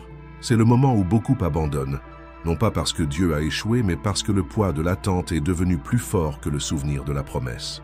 Ce qu'Abraham nous enseigne, c'est que l'attente n'est pas un temps vide. C'est un champ fertile où Dieu œuvre, non seulement dans ce que nous recevrons, mais aussi dans ce que nous deviendrons une fois que nous le recevrons. L'attente façonne, renforce et approfondit la foi. C'est un processus qui nous apprend à dépendre de l'invisible plus que du visible, à croire que Dieu œuvre en coulisses, même lorsque la scène de notre vie semble vide. On pense souvent qu'attendre est synonyme d'immobilité, mais dans le royaume de Dieu, attendre, c'est agir avec foi, même lorsque rien n'a changé extérieurement. Cela signifie prier sans cesse, continuer à servir, garder son cœur sensible à la voix de Dieu et refuser de se laisser dicter par le découragement. L'attente est active et non passive. Abraham a continué à vivre, à bâtir et à prendre soin de sa maison, même sans voir l'accomplissement immédiat de la promesse. Et au moment opportun, le miracle s'est produit, non pas parce qu'Abraham était parfait, mais parce que Dieu est fidèle. Peut-être êtes-vous à un point où l'attente vous paraît insupportable. Chaque jour vous rappelle ce qui n'est pas encore arrivé. Mais que diriez-vous si je vous disais que Dieu utilise peut-être ce temps pour préparer le terrain? Et si la bénédiction que vous attendez si désespérément avait besoin de mûrir avant de se manifester? L'attente, aussi douloureuse soit-elle, peut être un cadeau déguisé, car elle nous apprend à marcher avec Dieu même sans réponse immédiate. Si ce message vous a touché et que vous décidez de continuer à croire même sans voir, écrivez dans les commentaires « Je t'attends, Seigneur ». Cette déclaration n'est pas un simple texte, c'est un acte de foi qui rompt le silence de l'attente et affirme au monde spirituel que vous avez confiance en la fidélité de Dieu. Le miracle de la naissance d'Isaac ne se limitait pas à la paternité d'Abraham. Il s'agissait de la démonstration par Dieu de sa capacité à créer la vie là où il n'y avait aucune autre possibilité. Et c'est le même message pour vous. Peu importe le temps écoulé, aussi tardif que cela puisse paraître, si Dieu a fait une promesse, il l'accomplira. Attendre ne diminue en rien la puissance de la promesse. Cela ne fait que renforcer le témoignage que vous aurez une fois celle-ci accomplie. Et, aussi longue que soit l'attente, rappelez-vous, chaque seconde de ce processus peut être utilisée par Dieu pour harmoniser les circonstances, vous protéger de choix irréfléchis et préparer un dénouement bien plus grand que vous ne pouvez l'imaginer. C'est là toute la beauté de la confiance en un Dieu qui n'est pas limité par le temps humain. Lorsqu'il décide d'agir, tout bascule en un instant, et l'attente, aussi longue soit-elle, sera bien pâle en comparaison de la joie de l'accomplissement. Cette nuit-là, la tempête semblait vouloir engloutir le bateau et tout ce qu'il contenait. De hautes vagues s'élevaient, le vent rugissait comme pour arracher l'espoir à tous les cœurs présents, et l'obscurité empêchait tout signe de terre ferme. Au milieu des cris et des tentatives désespérées pour maintenir le bateau stable, les disciples furent pris de panique, et au milieu de tout ce chaos, Jésus dormait. La scène est presque déconcertante. Comment trouver le repos quand tout autour d'eux semble sur le point de s'effondrer? C'est à ce moment-là que, poussé par la peur, il le réveille par une supplication mêlée de désespoir et d'accusation. « Maître, cela ne te fait rien si nous périssons ?» Phalasé 4:38. Jésus se lève alors, regarde le vent et la mer, et en quelques mots ordonne « Silence, tais-toi !» Et soudain le silence s'installe. Combien de fois dans votre vie vous êtes-vous senti comme ces disciples? En observant votre situation, en réalisant que vous ne pouvez rien contrôler, avec l'impression que tout va s'écrouler à tout moment. Dans ces moments-là, l'anxiété prend le dessus, la peur s'intensifie et votre esprit s'emballe sans relâche, cherchant une solution qui n'est pas en vue. En vérité, ces moments révèlent notre fragilité. Ils montrent que, malgré toutes nos capacités, il existe des tempêtes que nous ne pouvons tout simplement pas affronter par nos propres moyens. Jésus n'a pas seulement reproché aux disciples leur peur, mais aussi d'avoir oublié qui était avec eux dans la barque. Sa présence ne signifiait pas l'absence de tempête, mais elle garantissait qu'au moment opportun, tout serait sous contrôle. C'est la clé. Même lorsque vous ne contrôlez rien, il reste souverain sur toute chose. Le vent, la mer, les circonstances et même le temps obéissent à sa voix. Et cela change tout, car lorsque vous comprenez qui est aux commandes, la tempête perd son pouvoir de déterminer votre avenir. Si aujourd'hui vous avez l'impression d'être au milieu d'une mer agitée, rappelez-vous, la foi ne se construit pas sur des eaux calmes, mais sur la confiance que le Maître des mers est à vos côtés. La paix qu'il apporte ne dépend pas du contexte, mais de son autorité sur toute situation. En abandonnant le contrôle à Dieu, cela ne signifie pas que les vents cesseront immédiatement, mais que votre cœur apprendra à se reposer, même au milieu du bruit. Et le moment venu, il se lèvera et parlera au chaos qui vous entoure et tout s'apaisera. Si cette parole a touché votre vie, écrivez dans les commentaires « J'ai confiance au capitaine de mon navire » et ne vous contentez pas de commenter. Aimez cette vidéo comme un acte de foi et partagez-la avec quelqu'un qui a besoin d'entendre que Jésus apaise encore les tempêtes. Vos « j'aime » et vos partages peuvent servir d'instrument pour qu'une autre vie soit fortifiée par la parole. Le plus impressionnant dans cette histoire est qu'une fois le calme revenu, les disciples se demandèrent « Qui est donc celui-ci, à qui même le vent et la mer obéissent ?» Cette question résonne encore aujourd'hui, vous invitant à expérimenter la puissance de Jésus dans les domaines de votre vie qui semblent hors de contrôle. Il reste le même, et ce qu'il a fait dans cette mer, il peut le faire dans votre foyer, au travail, dans vos émotions. Et parfois, la tempête qu'il cherche le plus à apaiser n'est pas celle qui vous entoure, mais celle qui est en vous. Joseph avait toutes les raisons de se sentir trahi. Encore jeune, avec des rêves nés de Dieu, il fut rejeté par ses propres frères, vendu comme esclave et emmené en terre étrangère. L'injustice ne s'arrêta pas là. Malgré sa fidélité et sa droiture dans la maison de Potiphar, il fut faussement accusé et jeté en prison. Si quelqu'un pouvait dire « ce n'est pas juste », c'était bien lui. La blessure de l'injustice est profonde, car elle s'accompagne d'un sentiment d'impuissance. C'est comme si tout ce qu'on faisait de bien était inutile, et que le mal semblait plus fort que le bien. Nombre de ceux qui m'écoutent aujourd'hui savent ce que c'est que de faire le bien et d'être malgré tout blessé. Peut-être était-ce au travail, où l'on s'est dévoué mais a été déçu, ou dans une relation où la loyauté n'a pas été réciproque, ou même dans sa famille, où celui que l'on a le plus aidé nous a le plus blessé. Ce sentiment ronge l'âme, et s'il n'est pas traité, peut engendrer de l'amertume. Mais l'histoire de Joseph ne s'est pas terminée au plus bas. Malgré les injustices subies, il a conservé sa foi et son intégrité, et au temps voulu par Dieu, il a été élevé au rang de gouverneur d'Égypte.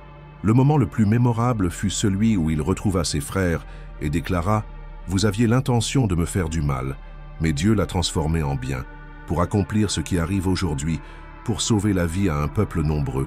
Genèse 50, 20. Ce verset est un puissant rappel. L'injustice peut être la porte que Dieu utilise pour vous placer là où son dessein s'accomplira. Ce qui semblait être la fin de son histoire était en réalité le chemin vers quelque chose de bien plus grand. Lorsque nous sommes lésés, notre premier réflexe est de chercher des explications ou une réparation immédiate.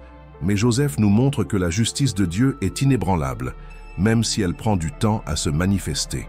La vraie foi est celle qui nous fait croire qu'il a le contrôle, même lorsque tout semble hors de contrôle. Cette confiance transforme notre façon d'affronter la douleur. Au lieu de nourrir du ressentiment, nous attendons que Dieu agisse, sachant qu'il peut transformer le mal en bien. Peut-être vivez-vous exactement cela aujourd'hui, une période de douleur où ce qui vous a été infligé était véritablement et profondément injuste. Mais si vous restez fidèle, cette situation peut devenir le tremplin vers l'accomplissement du plan de Dieu. Il ne s'agit pas d'accepter l'injustice comme une bonne chose, mais de croire que Dieu est capable de l'utiliser pour créer quelque chose de bien plus grand. Si cette parole vous a touché et que vous désirez que Dieu transforme l'injustice que vous avez subie en témoignage de victoire, écrivez dans les commentaires « Dieu transforme mon mal en bien ».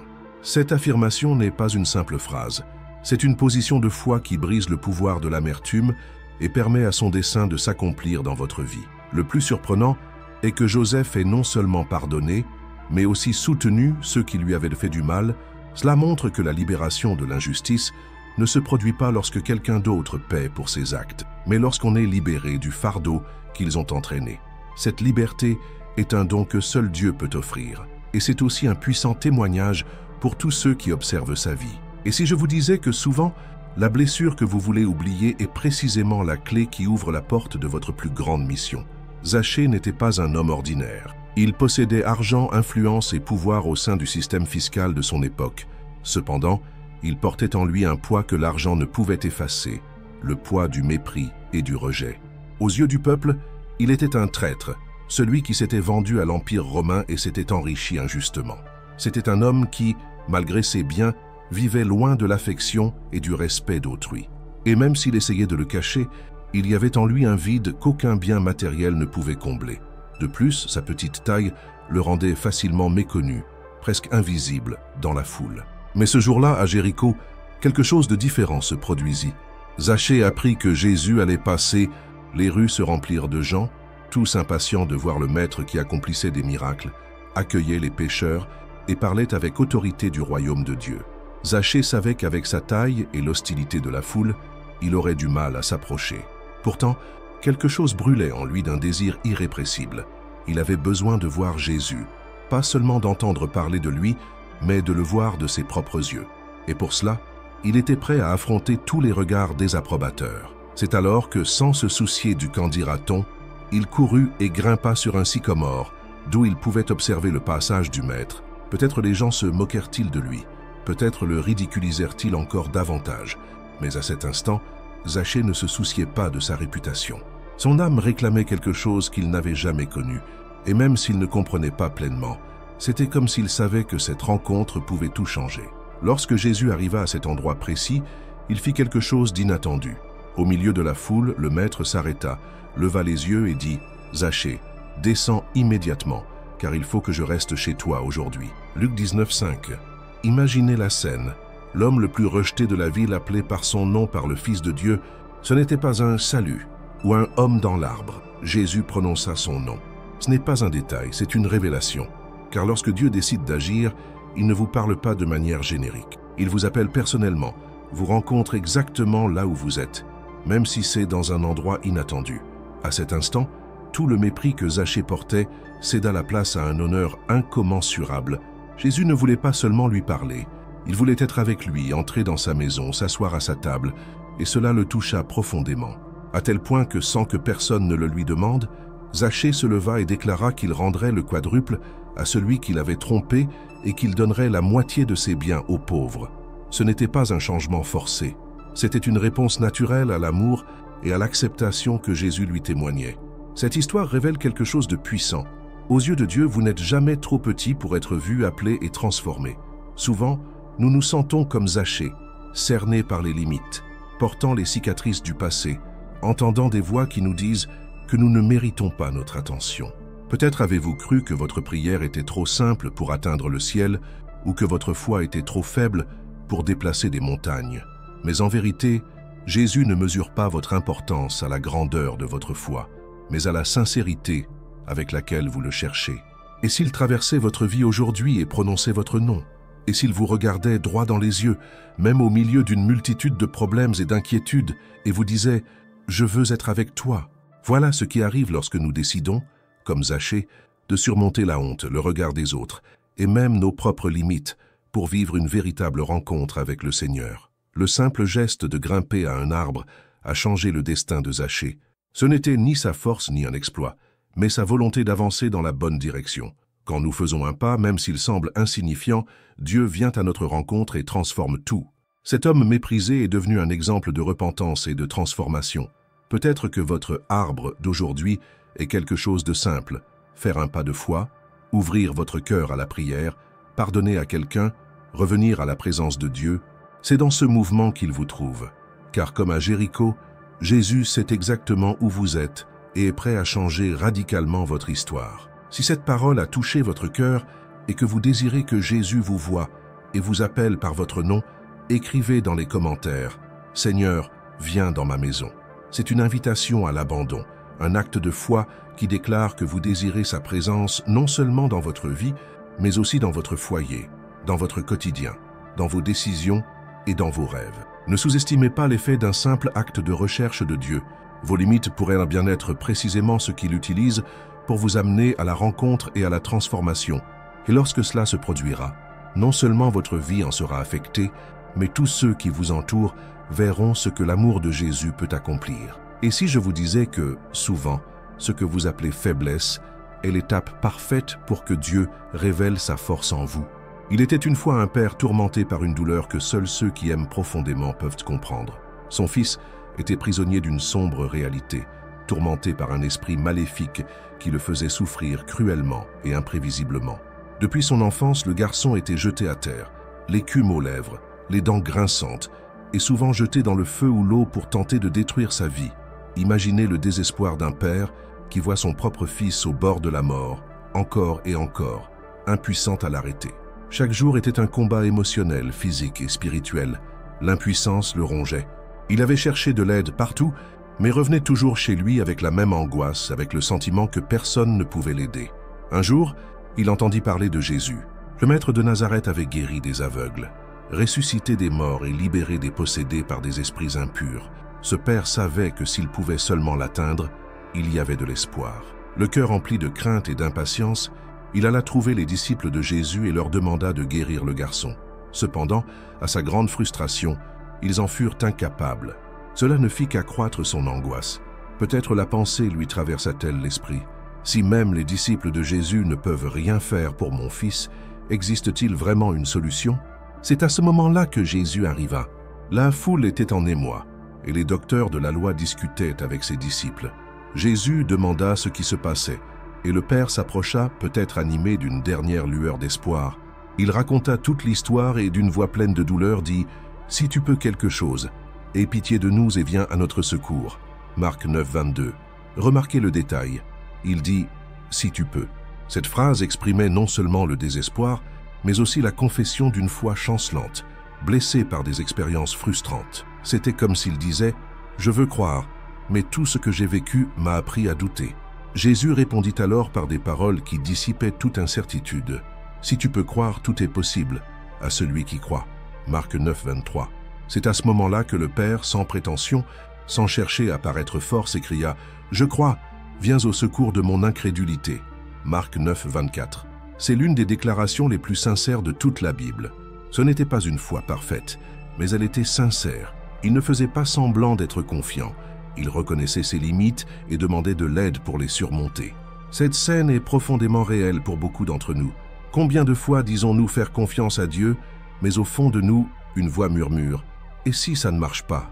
Peut-être avez-vous prié pour quelque chose pendant des années, sans toujours trouver la réponse. Peut-être avez-vous essayé de vous relever à maintes reprises, mais sentez-vous toujours quelque chose vous retenir. C'est dans cette vulnérabilité que Dieu se révèle le plus intensément. Jésus n'a pas attendu la foi inébranlable de son Père pour agir, il a perçu la sincérité de son cri et a répondu. Il a réprimandé l'esprit impur, lui a ordonné de partir et de ne jamais revenir, et, devant tous, l'enfant a été libéré. Ce qui semblait autrefois impossible est devenu réalité sous la puissance et l'autorité du Christ. Cette histoire nous enseigne que même lorsque notre foi est faible, Dieu combat pour nous.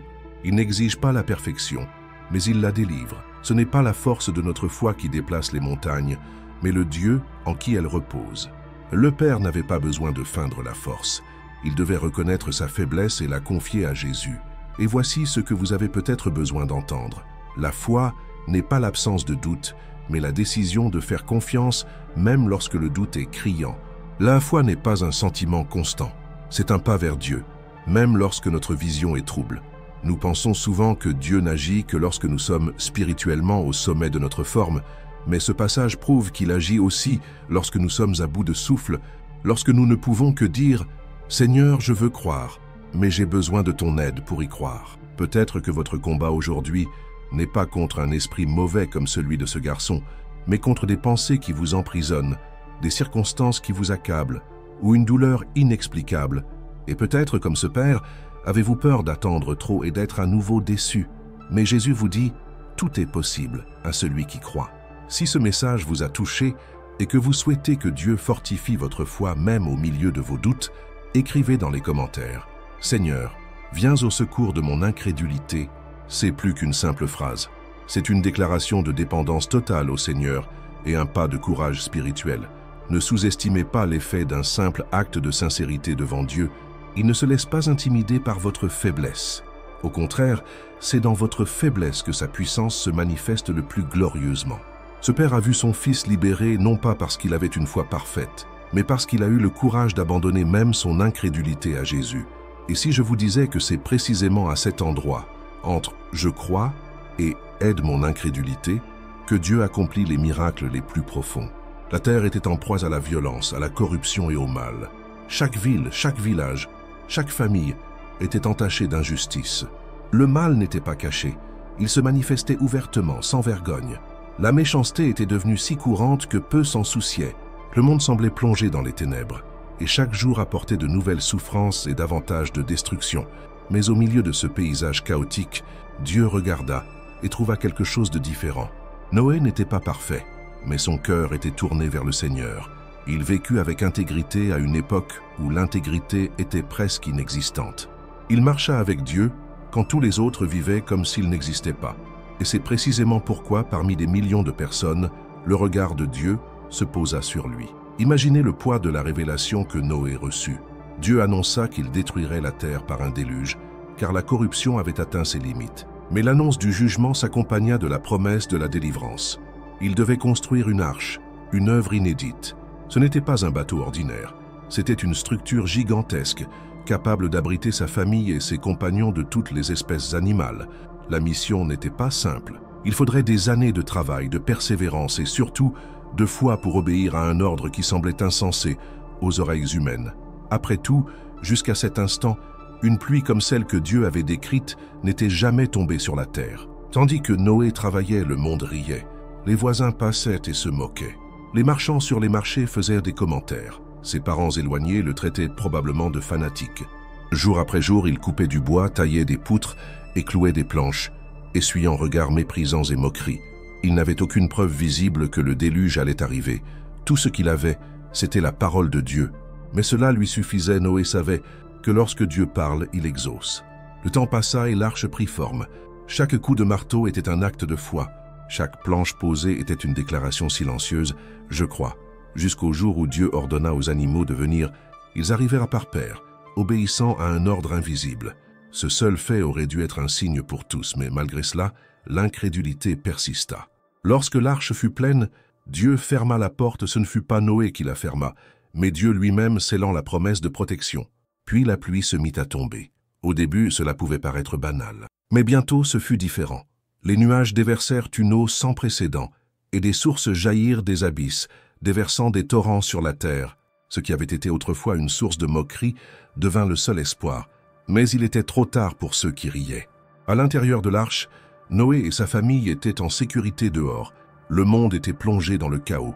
Cette histoire résonne encore aujourd'hui. Peut-être vivez-vous dans un environnement qui semble s'effondrer, comme si un déluge submergeait votre vie. Les eaux montent peut-être, et vous ne savez plus où vous réfugier. Mais tout comme Noé a trouvé grâce aux yeux du Seigneur, vous aussi pouvez la trouver. Dieu n'a pas promis qu'il n'y aurait pas de tempête, mais il a promis de protéger ceux qui se confient en lui. Et quand le monde entier semble sombrer, il peut encore vous préparer un refuge. En réalité, Noé n'a pas été sauvé parce qu'il était plus fort ou plus intelligent, mais parce qu'il a choisi d'obéir même s'il ne comprenait pas tout. L'arche n'était pas qu'un simple bateau, c'était un symbole de la fidélité de Dieu envers ceux qui le craignent. De même, Jésus est notre arche aujourd'hui. En lui, nous trouvons refuge quand tout s'effondre autour de nous. En lui, le chaos peut gronder, mais il ne nous consume pas. Réfléchissez un instant. Et si Noé avait abandonné à mi-chemin? Et si vous aviez écouté les moqueries? Que serait-il arrivé à lui et à sa famille? Dieu nous appelle aussi souvent à construire des choses que personne ne comprend, à prendre des mesures qui semblent illogiques. Le chemin de la foi a rarement du sens pour les étrangers, mais pour ceux qui entendent la voix de Dieu, c'est la seule voie sûre. Le déluge de Noé n'est pas si différent des tempêtes que nous traversons. Il peut s'agir d'une crise financière menaçant de vous priver de vos moyens de subsistance, d'une maladie tentant de vous voler votre paix intérieure ou d'une perte laissant un vide insupportable. Le monde peut s'effondrer autour de vous, mais Dieu est le spécialiste de la protection des cœurs au cœur du chaos. Il n'a pas besoin de tenir la tempête à distance pour vous protéger. Il peut vous y maintenir. Si cette parole vous a touché et que vous croyez que Dieu peut vous protéger même quand tout semble s'écrouler, écrivez dans les commentaires « J'ai confiance en ta protection, Seigneur ». Cette déclaration est un acte de foi, une façon de laisser la grâce de Dieu se manifester dans votre vie. Peut-être vous sentez-vous aujourd'hui comme Noé, entendant une parole à laquelle peu croient, marchant dans l'obéissance, tandis que le reste du monde prend une autre direction. Mais rappelez-vous, à la fin, la vérité de Dieu triomphe toujours. Il sait distinguer ceux qui le cherchent de ceux qui l'ignorent. Après le déluge, Noé sortit de l'arche et vit un arc-en-ciel dans le ciel, signe que Dieu tient ses promesses. De même, après la tempête que vous traversez, le temps viendra de voir les signes de la sollicitude de Dieu pour vous. Et si je vous disais que, tout comme l'arc-en-ciel est apparu à Noé, il existe un signe prêt à confirmer que votre histoire ne se terminera pas non plus dans le chaos. Anna vivait dans un silence plus lourd que n'importe quelle parole. Année après année, elle regardait d'autres femmes tenir des enfants dans leurs bras, tandis que ses genoux restaient vides. Le temple était le lieu où elle déversait sa douleur, mais même là elle était incomprise. Des larmes coulaient au rythme de ses lèvres, mais aucune voix ne s'élevait. Aux yeux de ceux qui l'observaient, comme le prêtre Élie, elle apparaissait comme une simple femme affolée. Mais aux yeux de Dieu, c'était une fille qui déversait son cœur. Le mépris de Pénina, les provocations constantes, l'absence de ce que son cœur désirait le plus, tout cela s'accumulait en elle. À chaque fête, à chaque offrande, le même vide revenait avec acharnement. C'est à ce moment-là que beaucoup pensent que Dieu a oublié, que le ciel s'est fermé et que leurs prières ne dépassent pas le plafond. Mais Anna n'abandonna pas. Elle se leva, pria, pleura et fit un vœu. Sa prière ne concernait plus seulement elle-même, mais que sa vie servirait un but plus grand. Ce jour-là, quelque chose changea. Élie la bénit, lui annonçant que Dieu exaucerait sa requête. Ainsi, sans encore tenir ce qu'elle demandait dans ses bras, elle rentra chez elle, le visage transformé, car la paix avait précédé la réponse. Le moment venu, elle donna naissance à Samuel et accomplit sa promesse, le consacrant au service du Seigneur. C'est à ce moment que le récit révèle un détail marquant. Le Seigneur se souvint d'Anne, non pas par oubli, mais parce que son timing était parfait et que son dessein était plus grand que notre hâte. Peut-être ressentez-vous aussi ce sentiment d'invisibilité, des prières dites en silence, des larmes versées sur l'oreiller, des requêtes que personne ne connaît. Le monde ne voit peut-être pas, mais le Seigneur, lui, entend. Il entend même les mots que vous ne pouvez pas prononcer. Et lorsqu'il agit, ce n'est pas seulement pour exaucer un souhait, mais pour vous intégrer à quelque chose de bien plus grand. Samuel n'était pas seulement le fils d'Anne, il était le prophète qui allait marquer l'histoire d'Israël. Combien de fois avez-vous pensé « Dieu ne me remarque pas » Cette phrase reflète une souffrance accumulée, mais c'est aussi une invitation à renforcer votre foi. Le silence de Dieu n'est pas une absence d'action. C'est souvent l'espace où il aligne tout pour que la réponse soit complète et non partielle. Anna aurait pu abandonner et devenir amère ou s'éloigner, mais elle a décidé de rester. Et cette décision a changé son histoire. Si ce message vous a profondément touché et que vous souhaitez déclarer que vous avez confiance même lorsque vous ne voyez aucun signe, écrivez dans les commentaires « Seigneur, je sais que ton regard est sur moi ».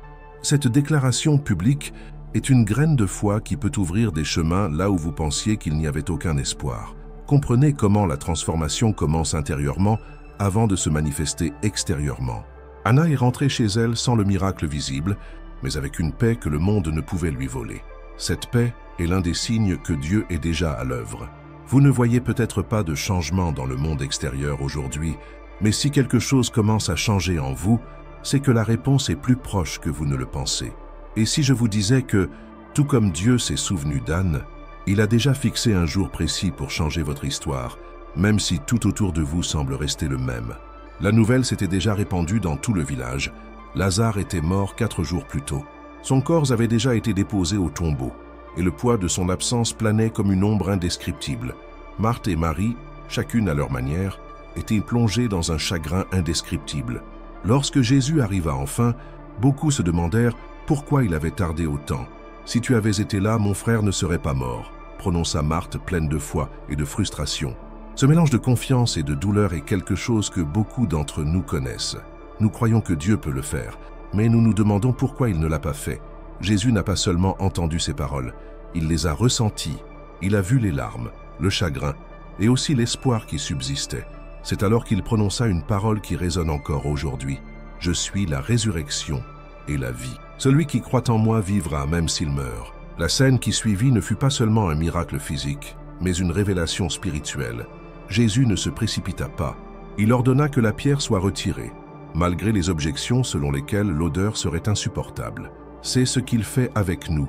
Il affronte les zones mortes de notre vie, même celles que nous essayons de garder secrètes. Il appela Lazare par son nom, et le mort sortit, encore enveloppé de l'ange. La puissance de Jésus ne se contenta pas de restaurer la vie, elle apporta aussi une délivrance complète. Et voici ce qui pourrait s'adresser directement à votre douleur. Certaines choses dans votre vie semblent enfouies depuis trop longtemps pour être restaurées.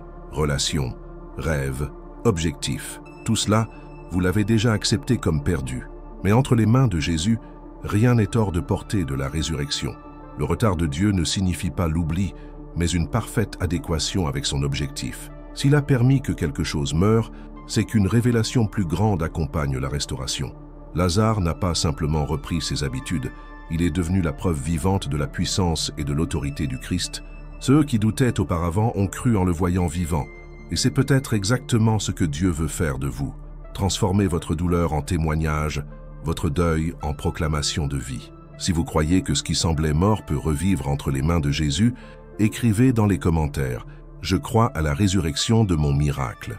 Cette déclaration de foi n'est pas seulement à lire, mais à vivre. C'est une attitude spirituelle envers ce que le monde a déjà abandonné. Ne sous-estimez pas l'impact de l'attente. L'histoire de Lazare nous montre que Jésus arrive précisément au moment où la gloire de Dieu sera la plus manifeste. Il ne tarde pas, il l'orchestre. Par conséquent, même si le silence semble long et la douleur insupportable, gardez votre cœur ouvert. Un appel du ciel retentit, et lorsque Jésus dit « Sors », rien ne peut empêcher son miracle. Et si je vous disais que ce que vous pensiez être une fin définitive pourrait en fait être le début de quelque chose d'encore plus puissant que vous ne l'imaginiez? Les portes étaient verrouillées. La peur s'emparait de la pièce. Chaque disciple semblait porter non seulement le poids du chagrin, mais aussi la tension constante de la persécution. Le bruit des pas dans le couloir faisait battre leur cœur et le silence pesant étouffait l'air. C'est dans ce climat d'anxiété et d'incertitude que Jésus ressuscité apparut parmi eux. Il n'eut pas besoin de frapper, ni d'annoncer son arrivée. Sa présence franchissait les barrières physiques et émotionnelles, et la première chose qu'il dit ne fut ni une réprimande, ni une liste d'exigences. Il déclara simplement « La paix soit avec vous ». Des mots simples, mais chargés d'une puissance capable d'apaiser les tempêtes intérieures et extérieures. La paix que Jésus offre n'est pas l'absence de problèmes, mais la présence constante de son autorité au cœur des circonstances. Lorsqu'il entre, la peur perd son pouvoir. L'anxiété se taise et même les blessures les plus profondes trouvent le repos. Les disciples, qui quelques instants auparavant étaient saisis par la terreur de ce qui pourrait arriver, connaissaient maintenant une paix qui ne dépendait pas de la situation, mais de sa présence. Et c'est précisément ce dont tant de gens ont besoin aujourd'hui. non pas d'un changement immédiat de situation, mais de l'assurance que le Seigneur de la paix contrôle chaque détail. Peut-être vivez-vous exactement cette tension, des portes verrouillées dans votre cœur, des murs érigés pour vous protéger de la douleur, la peur des mauvaises nouvelles, l'épuisement émotionnel. Jésus n'a pas besoin que vous ouvriez toutes les fenêtres de votre âme pour qu'il puisse entrer. Il brise les barrières, vous rejoint là où vous êtes et proclame la paix sur votre chaos. Cette paix ne se construit pas par des efforts humains, c'est un don qu'il offre, et on ne peut la recevoir que par la foi. Quand Jésus a dit « La paix soit avec vous », il ne leur souhaitait pas seulement du bien. Il déversait sur eux l'essence même de la paix divine. Cette paix est inébranlable, inébranlable face aux mauvaises nouvelles, inébranlable face aux crises, inébranlable face à la perte. Elle perdure parce qu'elle vient de celui qui a vaincu la mort et qui détient tout pouvoir au ciel et sur terre. C'est cette paix que Philippiens 4:7 décrit comme « qui surpasse toute intelligence », celle qui protège le cœur et l'esprit même lorsque tout autour semble s'effondrer. Le plus frappant est qu'immédiatement après cette déclaration, Jésus a révélé ses mains et son côté blessé. La paix qu'il offre n'ignore pas la douleur, ne nie pas les blessures. Au contraire, c'est une paix qui naît de la reconnaissance qu'il les a surmontées malgré elles. Il n'a pas caché les cicatrices, il les a présentées comme une preuve de son amour et de sa victoire. Cela nous rappelle que la véritable paix ne consiste pas à vivre sans cicatrices, mais à savoir qu'elles sont toutes couvertes par la victoire du Christ. Si ce message vous a interpellé et que vous désirez recevoir cette paix que seul Jésus peut donner, écrivez dans les commentaires « Je reçois la paix du Christ ». Déclarez cela comme un acte de foi et une prise de position face à tout ce qui tente de vous voler votre paix intérieure. Beaucoup croient que la paix naît d'un environnement calme, mais la paix que Jésus donne naît de l'intérieur et transforme même les environnements hostiles. C'est pourquoi il peut pénétrer dans une pièce remplie de peur et en changer complètement l'atmosphère. Voici sa promesse, aussi fermées que soient les portes de votre vie, il peut les franchir et apporter le repos à votre âme. Et si je vous disais que, même dans les jours les plus turbulents, cette paix peut être votre plus grand bouclier, capable de vous garder fort lorsque tout autour de vous semble s'effondrer. Si vous avez ressenti cette paix envahir votre cœur en écoutant ce message, sachez que ce n'est pas une coïncidence. Dieu ne perd pas de temps. Il vous a amené ici parce qu'il savait que vous aviez besoin d'entendre qu'il est maître de la situation, qu'aucune porte fermée, aucune blessure ouverte, aucune tempête intérieure n'est plus grande que la paix qui vient de Jésus. Cette parole a été implantée dans votre cœur pour que vous ne vous contentiez pas de l'entendre, mais que vous la mettiez en pratique. Souvenez-vous de ceci, lorsqu'il dit « La paix soit avec vous », ce n'est pas un souhait, c'est un ordre au chaos de se taire. C'est le ciel qui envahit votre être intérieur. La certitude que même si tout autour de vous est en guerre, le repos peut être en vous. Maintenant, je veux que vous vous autorisiez à faire un pas de foi avec moi. Fermez les yeux un instant, respirez profondément et réalisez que c'est le moment que Dieu a réservé pour parler directement à votre âme. Peut-être êtes-vous arrivé ici avec un poids, une anxiété, une peur ou une lassitude inexprimable. Mais je vous le dis, Jésus est là et il veut sceller dans votre cœur cette paix que le monde ne peut ni donner ni enlever. Seigneur Jésus, en ce moment, je prie avec cette personne qui m'écoute, que toute anxiété, toute peur et toute oppression qui l'ont privé de repos soit brisée par la puissance de ton nom. Que la paix qui surpasse toute intelligence envahisse chaque recoin de son cœur. Qu'elle ressente maintenant la présence vivante de ton esprit, lui apportant soulagement, sécurité et espoir. Je déclare que toute voix opposée soit réduite au silence, que toute inquiétude soit maîtrisée et que la certitude de ta fidélité devienne inébranlable dans sa vie. Père, scelle cette parole dans son esprit et fais fleurir les fruits de la confiance, de la foi et du repos. Amen. Si vous êtes arrivé jusqu'ici, c'est parce que Dieu œuvre dans votre vie et ce qu'il a commencé, il l'achèvera. Alors ne manquez pas ce qui vous attend.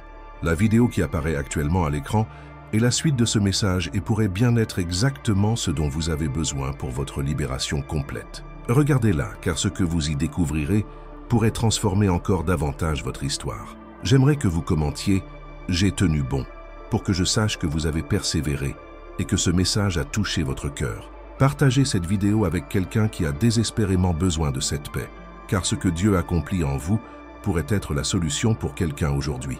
Abonnez-vous à la chaîne et activez les notifications. En faisant cela, vous n'aidez pas seulement la chaîne, vous dites à Dieu « Je veux continuer à entendre ta voix ». Votre abonnement est un acte de réciprocité qui peut permettre à ce message de toucher des vies que vous n'auriez jamais imaginées. Et je conclus en déclarant pour vous la promesse de Jean 16, 33. Je vous ai dit ces choses, afin que vous ayez la paix en moi. Vous aurez des tribulations dans le monde, mais prenez courage, j'ai vaincu le monde. Cette victoire est déjà à votre portée. Maintenant, regardez la vidéo suivante et laissez Dieu poursuivre ce qu'il a commencé dans votre cœur.